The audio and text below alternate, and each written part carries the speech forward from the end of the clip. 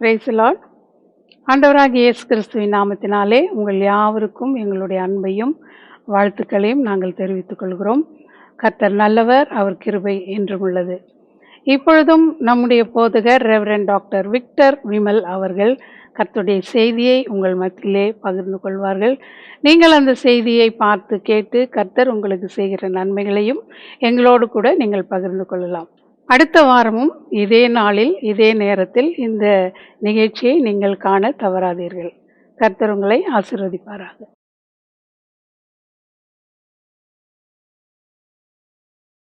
தேவனுக்கு மகிமை உண்டாவதாக. நீங்கள் என்னை காணவும் நான் உங்களோடு பேசவும் வாய்ப்பை தந்த தேவனை நான் நன்றியோடு சோத்திரிக்கிறேன். இந்த அருமையான வேளையில் இந்த நாளினுடைய செய்திக்கு ஆதாரமாக பிரசங்கியின் புத்தகம் 7வது அதிகாரம் 14-15 வசனத்தை வாசிப்போம். வாழ்வு காலத்தில் நன்மையை அனுபவித்தீர்கள், தாழ்வு காலத்தில் சிந்தனை செய். மனுஷன் தனக்கு பின் வருவதொன்றையும் கண்டுபிடியாதபடிக்கு தேவன் இவ்விரண்டையும் ஒன்றுக்கொன்று எதிரிடையாக வைத்திருக்கிறார் என்று. 15வது வசனம், இவை எல்லாவற்றையும் என் மாயையின் நாட்களில் கண்டேன். தன் நீதியிலே கெட்டுப்போகிற நீதிமானும் உண்டு, தன் பாவத்திலே நீடித்திருக்கிற பாவியும் உண்டு என்று சொல்லி. இப்போ இந்த 2 விதமான காரியத்தை குறித்து நாம் காண முடிகிறது. வாழ்வு காலம் என்கிறது, தாழ்வு காலம் என்று சொல்லி. இந்த வாழ்வு காலத்தில் அனுபவிக்க வேண்டிய காரியங்களை அனுபவித்து கொள்ளலாம் என்று. அதே நேரத்தில் இன்னொரு காரியம் என்ன என்று சொன்னால், தாழ்வு காலத்தில் சிந்தனை செய் என்கின்ற அந்த வார்த்தையை பார்க்குறோம். இவை எல்லாவற்றையும் பார்க்கும் பொழுது தன் நீதியினாலே கெட்டுப்போகிற நீதிமானும் உண்டு, தன் பாவத்தில் நீடித்திருக்கிற பாவியும் உண்டு. நீதிமானாக இருக்கிறவனும் கெட்டு போகிறதுக்கு வாய்ப்பு இருக்கிறது. பாவத்தில் நீடித்திருக்கிற பாவியும் தொடர்ந்து பாவத்திலேயே இருக்கிறான் என்றும் அனுபவிக்கக்கூடிய காரியங்களை அனுபவிக்கலாம். அதே நேரத்தில் சிந்தனையை செய்ய வேண்டும். வாழ்வு தாழ்வு என்கின்றது ரெண்டும் மாறி மாறி மனிதனுடைய வாழ்விலே வருகிறது என்கின்றதை அவன் கண்டுபிடித்தானாம். எனவே இந்த செய்திக்கு தலைப்பாக இருதயத்தின் நினைவினால் வரும் பலனும் கேடும். ஒரு மனிதனுடைய நினைவுகள் அது ரொம்ப மிக முக்கியமானது. இந்த தாழ்வு காலங்களிலே சிந்தனை செய்ய என்று சொல்லும் பொழுது இனி வரக்கூடிய வருங்காலங்கள் எப்படி இருக்கும் என்று தெரியவில்லை. இந்த 2 காலங்களையும் ஒருவனும் கண்டுபிடியாதபடிக்கு தேவன் இவ்விரண்டையும் ஒன்றுக்கொன்று எதிரிடையாக வைத்திருக்கிறார் என்று சொல்லும். அப்படியானால் இந்த சிந்தனை செய்கிற அந்த காலகட்டம் ஒரு மனிதனுக்கு பிரயோஜனமுடையதாக மாறக்கூடியதாக இருக்கிறது. எனவே வேதம் சொல்லுகிற காரியங்கள், இந்த சிந்தனை, இதயத்தின் நினைவுகள் மிகவும் முக்கியமான ஒன்று. அதாவது அந்த மைண்ட், இது ரொம்ப நம்முடைய எண்ணங்களை, அதுக்கு தான் இதயம் என்று சொல்லி இங்கு தமிழில் போடப்பட்டு இருக்கிறது, இந்த இதயத்தின் நினைவு என்று. அன்றோருடைய காரியங்களில் அந்த யோவான் 3 யோவான் இங்கு 2ஆம் வசனத்தை வாசித்து பார்க்கும் பொழுது, உன் ஆத்மா வாழ்கிறது போல நீ எல்லாவற்றிலும் வாழ்ந்து சுகமாயிரு என்று சொல். எனவே இந்த ஆத்மா எப்படி வாழ நினைக்கிறதோ அதுபோல் வாழ்ந்து சுகமாக இருக்க வேண்டும் என்று சொல்லி. இங்கே ரோமருக்கு எழுதின நிருபம் 1வது அதிகாரம் 21ஆம் வசனத்தை வாசித்து பார்க்கும் பொழுது, தங்கள் சிந்தனைகளினாலே வீணரானார்கள் என்று சொல்லி. அவனுடைய சிந்தனைக்கு ஏற்ற வண்ணமாக சில வேளைகளிலே தேவன் ஒப்பு கொடுக்கிறார். காரணம், அந்த சிந்தனை எல்லாவற்றையும் ஓவர் கம் பண்ணக்கூடியதாக இருக்கிறது. எனவே கர்த்தர் அவர்களை வீணான சிந்தனைகளுக்கு ஒப்பு கொடுத்து வீணான சிந்தனைகளினாலே வீணராய் மாறி போகிறார்கள் என்று சொல்லி பார்க்கிறோம். இந்த சிந்தனை என்கின்றது மிக முக்கியமானது. அந்த சிந்தனையை பேஸ் பண்ணி தான் அவன் நன்மையோ தீமையோ அவன் அனுபவிக்கக்கூடியவனாக இருக்கிறான். அல்லது பலனும் கேடுகளும் அவனுடைய சிந்தனையை பேஸ் பண்ணி தான் வருகிறது என்கின்றதை கர்த்தருடைய பிள்ளைகள் புரிந்து கொள்ள வேண்டும்.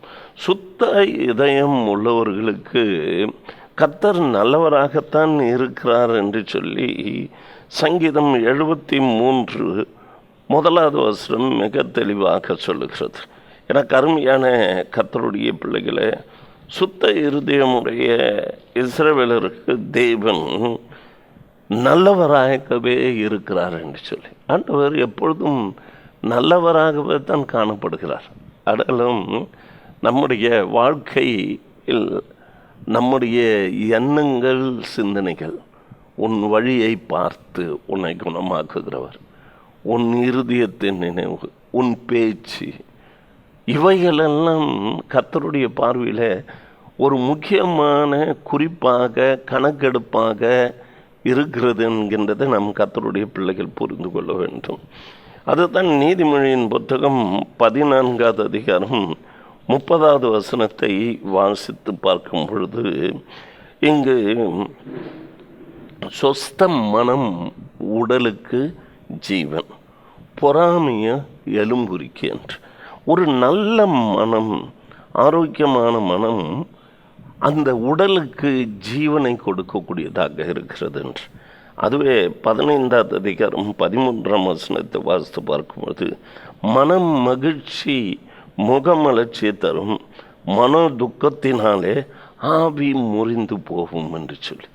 ஒரு மனிதனுடைய ஆவி முறிந்து போகும் என்று சொன்னால் அவ்வளோதான். அவங்களால் எழுந்திரிக்கவோ செயல்படுத்தவோ எந்த காரியத்தையும் சாதிக்கவோ எதுக்குமே முடியாத ஒரு சூழ்நிலை உருவாகுகிறது. அதுக்கு காரணம் அவன் சிந்தனைகள், அவனுடைய இதயம் என்கின்றதை கர்த்தருடைய பிள்ளைகள் புரிந்து கொள்ளுங்கள்.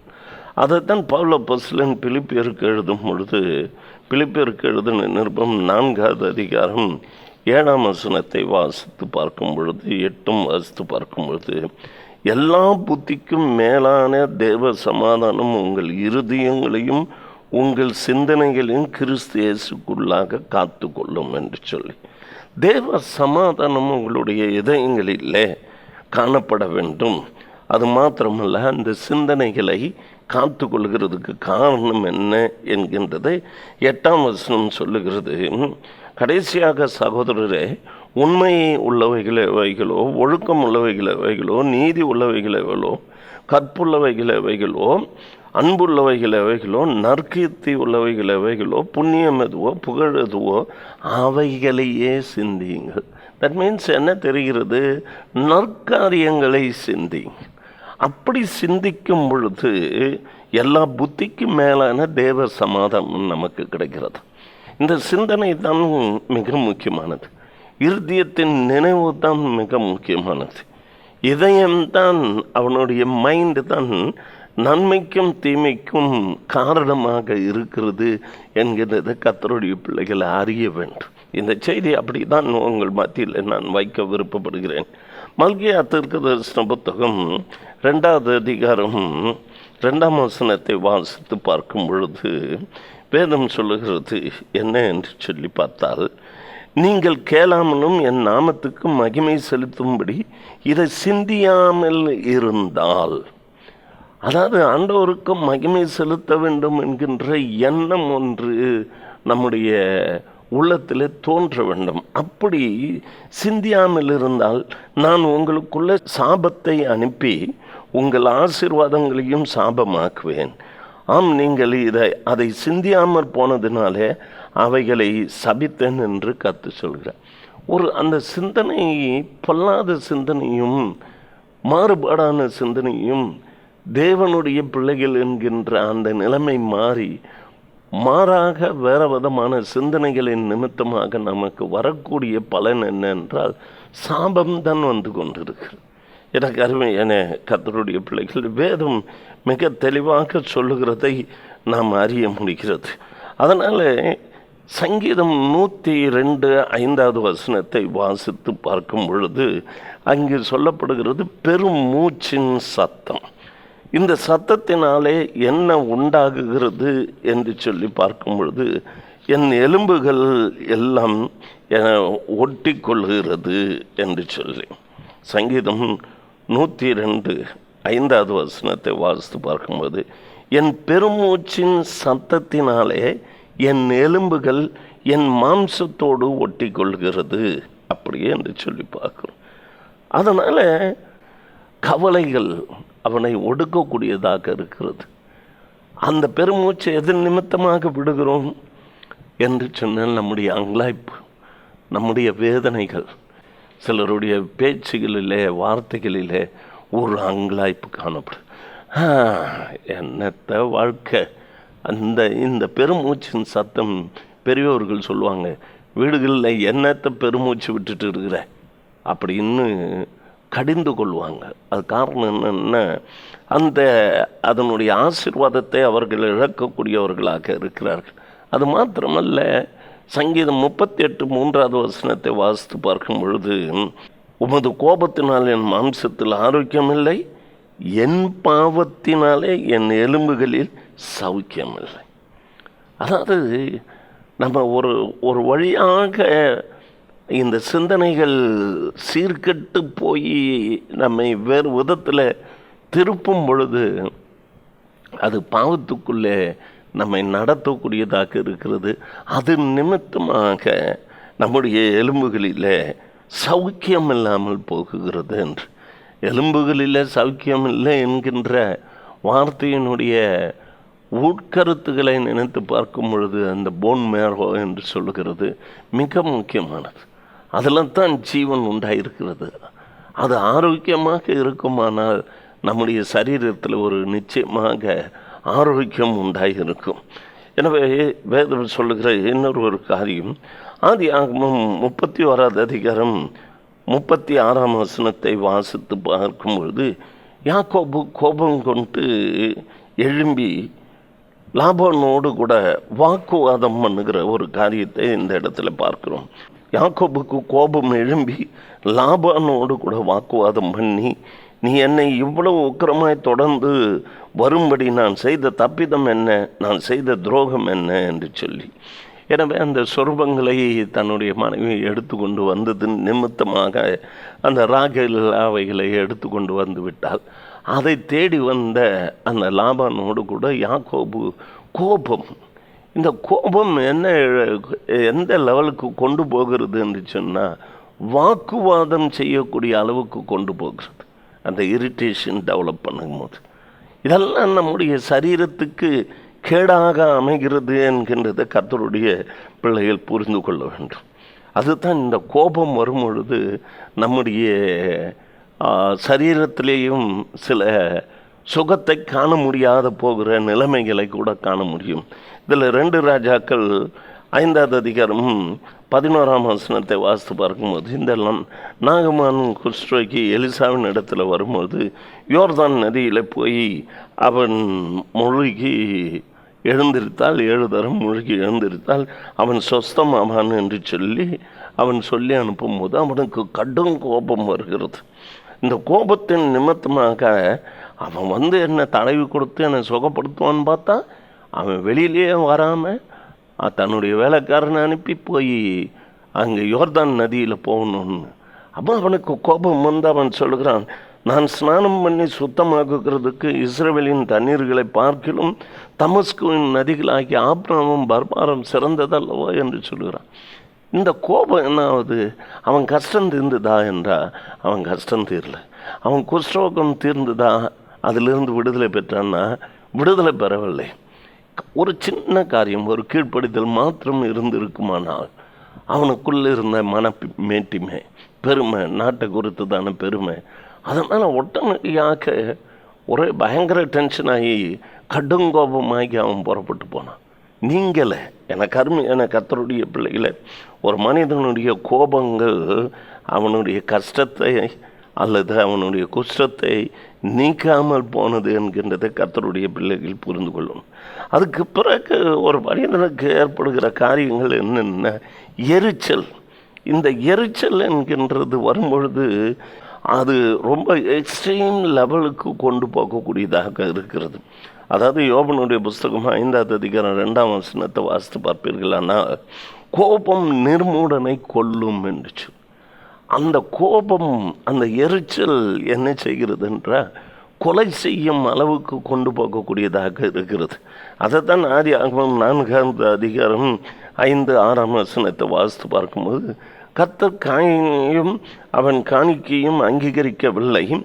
அப்போது காயினுக்கு மிகவும் எரிச்சல் உண்டாக்கி அவன் முகநாடி வேறுபட்டது. அது நிமித்தமாக ஆண்டவரும் கேட்குறாரு, என்ன எரிச்சல் உனக்கு? அப்படிப்பட்ட எரிச்சல் எதுக்கு வந்தது? அப்போ முகநாடி வேறுபட்டு இருக்கு. அது மாத்திரமல்ல, அது பிடிக்கும். அங்கே 8வது வசனத்தை வாசித்து பார்க்கும்போது, அந்த எரிச்சலின் நிமித்தமாக ஆபேலை அவன் கொலை செய்து விட்டான். ஒரு மனிதனை கொலை செய்யக்கூடிய அளவுக்கு கொண்டு போய் விடுகிறது. எனவே எனக்கு அருமையான கர்த்தருடைய பிள்ளையே, சங்கீதம் 37:8வது வசனத்தை வாசித்து பார்க்கும் பொழுது, பொல்லாப்பு செய்ய ஏதுவான எரிச்சல் உனக்கு வேண்டாம். அந்த எரிச்சல் நிமித்தம் ஏதாவது செய்யணுன்ற அந்த நினைப்பு, அந்த சிந்தனை உனக்கு வேண்டாம். எனவே உன்னுடைய இருதயத்தின் நினைவினால பலனும் வருகிறது, கேடும் வருகிறது, நன்மையும் வருகிறது, தீமையும் வருகிறது என்று எடுத்துக்கொள்ளலாம்.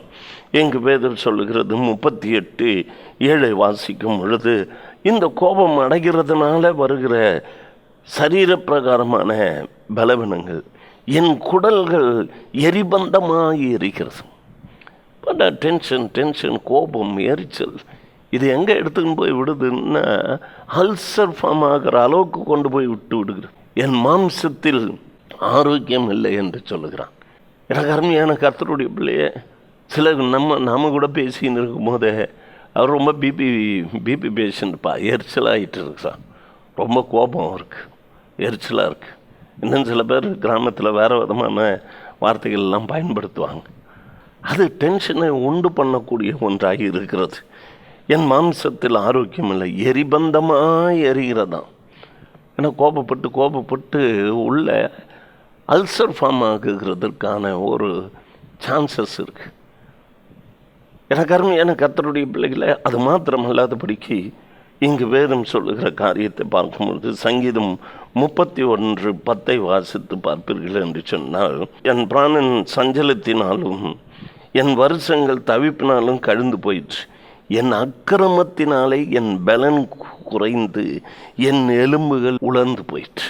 எனக்கு அருமையான கர்த்தருடைய பிள்ளைய, வாழ்க்கையில் இந்த கோபம், எரிச்சல், மற்றவர்களுக்கு கேடு உண்டாக்க வேண்டும் என்று நினைக்கிறது, அதோடு அல்லாதபடிக்கு பொல்லாப்பு செய்யணும்னு நினைக்கிறது, எரிச்சல் நிமித்தமாக, இதெல்லாம் தான் ஒரு மனுஷனை அழித்து கொண்டே இருந்து கொண்டு இருக்கிறது. அது நம்ம புரிந்து கொள்ளாமல் இருக்கோம். எல்லாம் நல்லா இருக்கணும்னு நல்ல சிந்தனைகள், ஒழுக்கம் உள்ளவைகள், உண்மை அல்லவைகள், அது சமாதானத்துக்கு எதுவானவைகள் எவைகளோ, கற்புள்ளவைகள் எவைகளோ, இப்படிப்பட்ட நற்காரியங்களை சிந்திக்க பழகும் பொழுது எல்லாமே நமக்கு நன்மையாக தான் அமையும். அது மாத்திரமல்ல, உடல் ரீதியாக, மன ரீதியாக எல்லா விதத்திலும் சமாதானம், ஆசீர்வாதத்தை நாம் காண முடியும். ஆத்மா வாழுகிறது போல எல்லாவற்றிலும் வாழ்ந்து நம்ம சுகமாக இருக்கலாம். அது மாத்திரமல்லாதபடிக்கு ஒரு சோர்வு, இந்த எண்ணங்கள் எப்படி இருக்குன்னா, பலது சிந்தித்து பார்த்து ஒரு முடிவுக்கு வராத நிலையிலையோ, நாம் எதிர்பார்க்கிற ஒரு காரியங்கள் நமக்கு நடைபெறாமல் போகும் பொழுதோ ஒரு சோர்வு என்கின்றது வருகிறது. இந்த சோர்வு வருமானால், அதுதான் வேதாகமம் சொல்கிறது. நீதிமொழியின் புத்தகம் 24வது அதிகாரம் 10ஆம் வசனம், ஆபத்து காலத்தில் சோர்ந்து போவாயானால் உன் பலன் குறுகினது என்று சொல்லி. நமக்கு ஆபத்துன்னு வரும்போது நீங்கள் அப்படியே சோர்ந்து போய் உட்காந்துடாதீங்க. கர்த்தர் பார்த்து கொள்வார், கர்த்தர் நடத்துவார். அதை தான் ஆரம்பத்தில் சொல்லும்போது, தாழ்வு உண்டான காலங்களில் சிந்தனை செய், நம்ம சீர்படுத்தி கொள்ளலாம். அதனால் இந்த மாதிரியான பிரச்சனைகள், உபத்திரவங்கள், பாடுகள் வரும் பொழுது நம்முடைய சிந்தனைகள் நிமித்தமாக ஒரு சோர்வு உண்டாக்கி விடக்கூடாது.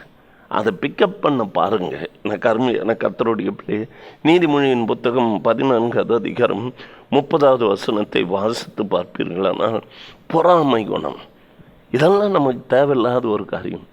கூந்தல் இருக்குது, அள்ளி முடித்து கொள்ளுகிறாங்க. நான் அடிக்கடி சொல்வேன், இருக்குது, அவன் சந்தோஷமாக இருக்கிறான். கர்த்தர் நமக்கு என்ன செய்யணும்னு நினச்சிருக்கிறாரோ அதை செய்வார். அவருக்கு போதும் என்கின்ற மனதுடனே கூடிய தேவ பக்தியும் மிகுந்த ஆதாயம். அது போதும். நமக்கு நாமே நம்முடைய குடும்பத்தை பார்த்து நாம் என்ன செய்ய வேண்டும் என்கின்றதை சிந்தித்து பார்த்து எது எது நாம் தவிர்க்க வேண்டுமோ அதெல்லாம் தவிர்த்து அப்படியே அமைதியோடு கூட இருந்தாலுமே ஒரு பெரிய ஆரோக்கியம்.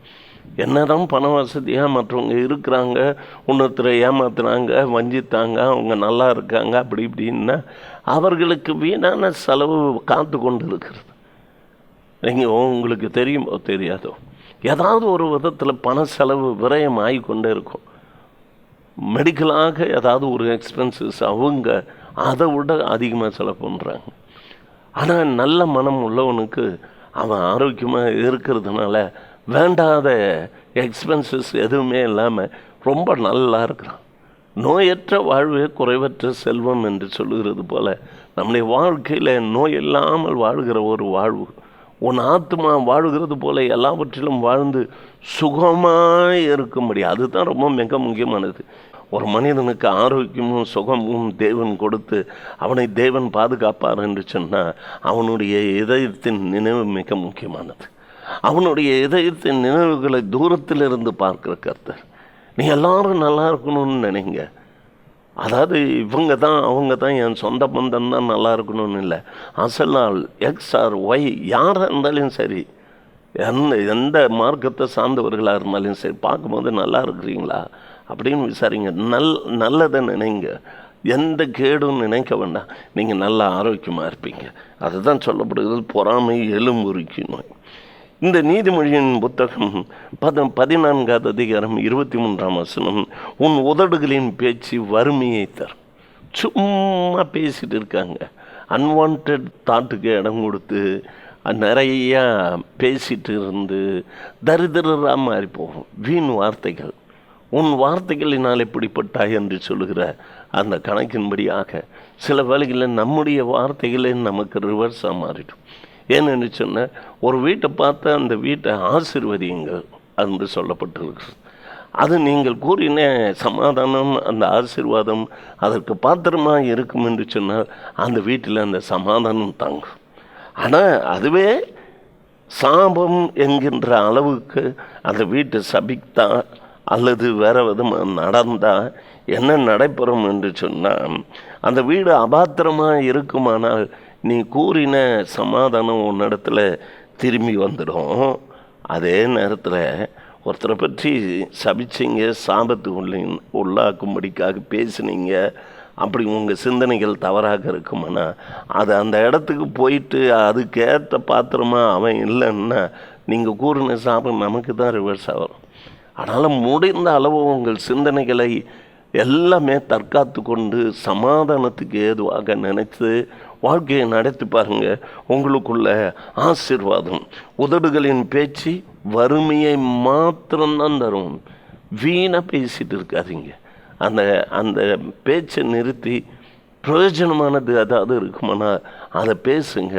அது வாழ்க்கையில் ஒரு பெரிய ஆசீர்வாதம். எல்லா இடத்துலையும் இந்த பேக் பைட்டிங் எப்போதுமே இருந்து கொண்டு இருக்குது. என்ன தான் ரொம்ப ஸ்பிரிச்சுவல்னு சொல்லிட்டு இருந்தால் கூட சமயம் கிடைச்சிது, நேரம் கிடைச்சிதுன்னா அவன் யார், இவன் யார், இவங்க யார், அந்த சிஸ்டர் யார், அந்த பிரதர் யார், எப்படி தான் பேசிகிட்டு இருக்காங்க. போதாதுக்கு ஊழியக்காரரை குறை சொல்கிறது, ஊழியக்காரங்க இன்னொரு ஊழியக்கார குறைகளை சொல்லுகிறது. இதே வேலையாக போச்சு. கர்த்தருடைய பிள்ளைகளை சத்தியத்தை முதல்ல புரிந்து கொண்டா யாரையும் யாரை பற்றியும் பேச வேண்டிய அவசியம் இல்லை. நான் அடிக்கடி சொல்லுவேன், உப்பு தின்னவன் தண்ணி குடிப்பான். ஆண்டவருக்கு கணக்கு கொடுக்கணும், அவர் தான் கணக்கு கொடுக்குறவர். மனதை தேத்திங்க, மனதை செம்மையாக்கி கொள்ளுங்க, உங்கள் இதயத்தை சரிப்படுத்தி கொள்ளுங்க. அதுதான் சொல்லப்படுகிறது. யோபனுடைய புஸ்தகம் 7வது அதிகாரம் 11ஆம் வசனத்தை வாசித்து பார்க்கும் பொழுது, என் ஆவியின் வேதனையினாலே என்று அவன் சொல்லுவான். என்ன அவளுக்குள்ள ஒரு பிரச்சனை? இங்கு 7வது அதிகாரம் 13ம் 15ம் வாசித்து பார்த்தாலையும், என் கட்டில் எனக்கு ஆறுதல் கொடுக்கும் என்றும் என் படுக்கையில் என் தவிப்பை ஆற்றும் என்றும் நான் சொல்வேன். அகில் அது மாத்திரமல்ல 15வது வசனம், அதனால் என் ஆத்மா நெருக்கொண்டு சாகிறதையும் என் எலும்புகளோடு உயிரோடு இருக்கிறது பார்க்கலாம் மரணத்தை விரும்புகிறது என்று சொல்லி. ஆகையால் 11ஆம் வசனம், ஆகையால் நான் என் வாயை அடக்காமல் என் ஆவியின் வேதனையை நான் பேசி என் ஆத்மத்தின் கசப்பினாலே அங்கலாய்ப்பேன். இதெல்லாம் வேண்டாம், ஆண்டவர் இடத்துல ஒப்பு கொடுங்க. அதை நீங்கள் செய்தீங்கன்னா அதுவே உங்களுக்கு ஆறுதலை தரக்கூடியதாக இருக்கும். அதே மாதிரி துணிகரம், வேகம் அதெல்லாம் நமக்கு இருக்கக்கூடாது. அதாவது உங்களுக்கு தெரிந்த காரியங்கள், கோபம், எரிச்சல் அடைந்ததெல்லாம் இப்போ நான் பேசியிருக்கிறேன்.